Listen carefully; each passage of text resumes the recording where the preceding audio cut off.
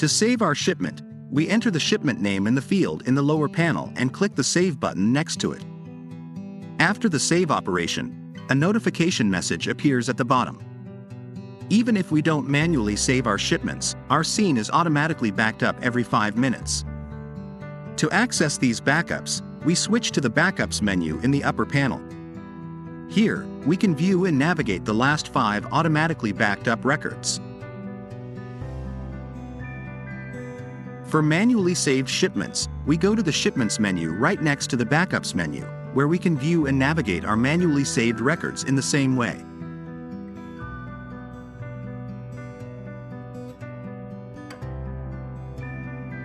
If we want to obtain or share the optimization result report, we click on the PDF icon on the right side of the lower panel.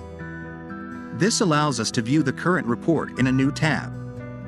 In the report screen, you can thoroughly examine the space to be used for shipment, the loads, and their visuals in detail. By clicking the Share button located in the top right corner, you can create a new link for your report. This link enables you to access and explore all the information in the report in 3D on any device, including phones, tablets, or computers, at any time.